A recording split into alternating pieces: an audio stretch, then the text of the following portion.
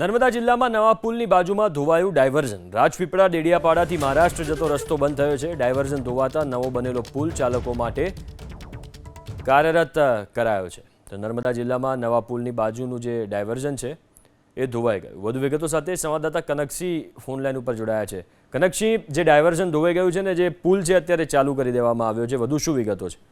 ખાસ કરીને આપણે જણાવી દઉં કે ગત ચોમાસા દરમિયાન યાલ મૂવી ખાતેનું જે નાનો બ્રિજ હતો એ ધોવાઈ ગયો હતો, જેના પગલે વહીવટીતંત્ર દ્વારા નવો બ્રિજ મંજૂર કરવામાં આવ્યો હતો। નવા બ્રિજનું કામ હાલ ચાલી રહ્યું છે અને એ પૂર્ણતાને આરે છે, પણ એની બાજુમાં એક ડાયવર્ઝનથી નાના વાહન વ્યવહારને ચાલુ રખાયો હતો, જેના પગલે મોહન નદી અને બીજી અન્ય જે નદીઓ અને ખાડીઓનો ભારે પૂર આવવાને કારણે ડાયવર્ઝન ધોવાઈ ગયું હતું, જેના પગલે જિલ્લા વહીવટીતંત્ર દ્વારા ગુજરાતથી મહારાષ્ટ્રને જોડતા જે આ ધોરીમાર્ગ છે, ધોરીમાર્ગની આવન જવન પર કોઈ અવ્યવસ્થા સર્જાય અને લોકોને થોડી રાહત રહે એટલા માટે નવા બ્રિજ પરથી હંગામી ધોરણે લોકોને આવન જવન માટે છૂટ આપવામાં આવી છે।